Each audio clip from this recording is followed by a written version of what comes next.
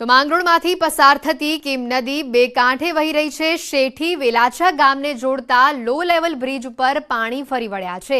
બીજી તરફ મોટા બોરસરા મોટી નરોલી ગામને જોડતો લો લેવલ અને બેરલ બ્રિજ ઉપર કીમ નદીના પાણી ફરી વળ્યા। આ બંને લો લેવલ બ્રિજ વાહન ચાલકો માટે આશીર્વાદરૂપ છે। કીમ નદી તોફાની બનતા કિનારે આવેલા ગામોને સતર્ક કરવામાં આવ્યા છે। સુરત જિલ્લામાં માંગરોળ તાલુકામાં આજે પણ વરસાદ છે।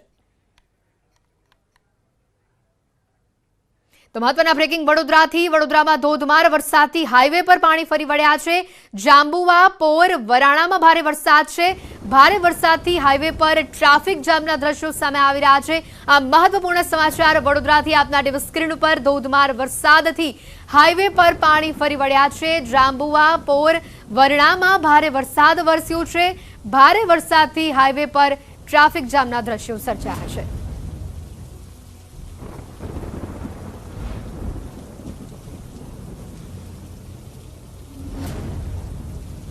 તો વડોદરા હાઈવેથી અમારી સાથે સંવાદદાતા અંકિત અહીંયા સીધા અમારી સાથે જોડાયા છે। અંકિત, વડોદરામાં જે રીતે ધોધમાર વરસાદ વરસી રહ્યો છે, હાલ કેવા પ્રકારની સ્થિતિ છે?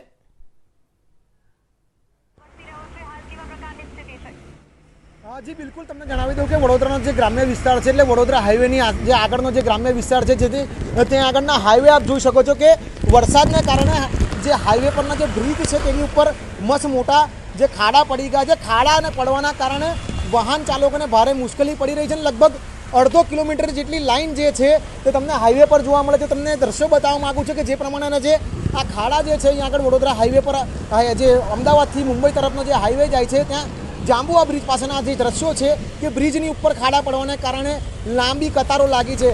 હું જે કેમેરામેન છે તમને કહીશ કે જે પાછળ જે ટ્રાફિક જામના જે દ્રશ્યો છે, જે કતારો છે ખાડાના કારણે લાગી છે, તમને બતાવશે કે વડોદરા શહેરમાં હજુ એટલો બધો વરસાદ પડ્યો નથી। એના પહેલાં જ જે હાઈવે છે તેના પર રોડ જે છે તે તૂટી જવા પામ્યા છે।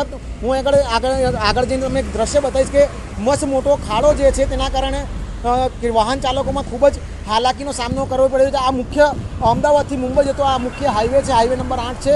ત્યાં આગળ આપ દ્રશ્યો જોઈ શકો છો। જે બ્રિજની જે હાલત છે એ આપ જોઈ શકો છો કે કેટલી કઠિન થઈ ગઈ છે, કેટલી ખરાબ પરિસ્થિતિની અંદર આ બ્રિજ છે, જેના કારણે જે વરસાદ પડતા જ જે છે તે અનેક લોકો મુશ્કેલીમાં મુકાયા છે। આપ દ્રશ્યોમાં હાલ જોઈ રહ્યા છો કે જો અહીંયા આગળ જો આ બેન છે આ ખાડાના કારણે હાલ જ અહીંયા આગળ પડ્યા છે। આ જે મુખ્ય હાઈવે છે તેના કારણે બેન પડ્યા છે અને જેમનો જે સામાન હતો તે પણ અહીંયા આગળ બધો ભીણો થઈ ગયો છે। મુખ્ય હાઈવે પર આવો અકસ્માત જે સર્જાયો ખાડાના કારણે આ જે અકસ્માત સર્જાયો છે તેના દ્રશ્યો છે કે મસ્ત મોટા ખાડાની અંદર પાણી ભરાઈ જવાના કારણે અનેક અકસ્માતો થાય છે। પાછળથી જે કહી શકાય કે જે પ્રમાણે વાહનોની કતાર લાગી છે તે કતારને પગલે પાછળ વાહન ચાલકોની અંદર ટ્રાફિક પણ જામ થઈ ગયો છે। ખાડાના કારણે જે છે તે આ બેન અહીંયા આગળ પડી ગયા, પાણી ભરાયેલું હતું, ખાડો દેખાયો નહીં। આપણે બેન સાથે વાત કરવાનો પ્રયત્ન કરીશું કે બેન તમે एकदम જ ખાડો હતો ને एकदम જ પડે હાઈવે पर खाड़ो बहुत ज़्यादा खाला है, इसलिए पता नहीं चल रहा है कि कहाँ जा रहे हैं कहाँ नहीं जा रहे। पानी कहीं ड्रेन हो ही नहीं रहा है। हाँ जी बिल्कुल, जे पुल से तेना पर ट्रैफिक कैसे है? कितना ट्रैफिक लगा आपको पीछे? बहुत ज़्यादा ट्रैफिक है, एकदम ब्लॉक हो गया था। 10 मिनट 15 मिनट लगा इधर तक आने के लिए, और वो भी कार के बीच में से आए हम लोग।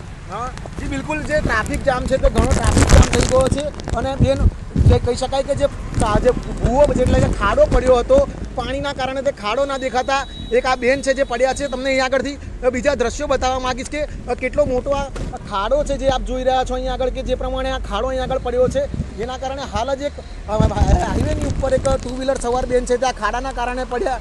જો કે પાછળ ટ્રાફિક હોવાના કારણે ગાડીઓ ધીરી હતી, બાકી બીજી કોઈ મોટી ઘટના થઈ શકે તેવી પરિસ્થિતિ હતી, પરંતુ તંત્ર દ્વારા જે હાઈવે ઓથોરિટી છે તેના ધ્યાનમાં વસ્તુ કેમ નથી આવતી। આ દ્રશ્યો તમને બતાવીશ અહીં આગળના કે જે પ્રમાણેના જે બ્રિજના જે જોઈન્ટ છે ત્યાં આગળ જે પ્રમાણેના ખાડા પડ્યા છે આ દ્રશ્યો જોઈ શકો છો। હાલ ભારે વરસાદ ચાલુ છે, વરસાદ હોવાના કારણે જે આ બ્રિજનું ધોવાણ થઈ રહ્યું છે અને પાછળ જે છે તે લાંબી કતારો લાગી છે। બિલકુલ આ તમે જોઈ શકો છો કે જે અંકિત, આભાર સમગ્ર માહિતી બદલ। તો વડોદરાના હાઈવે પરના દ્રશ્યો અમે આપને બતાવ્યા। જે રીતે વરસાદમાં વડોદરાના હાઈવે પર આ ભૂવા રાત જોવા મળી રહ્યું છે, અહીંયા મોટો અકસ્માત સર્જાતો એને લઈને જવાબદાર કોણ એ પણ એક સવાલ છે। આગળ વાત સુરતથી, તો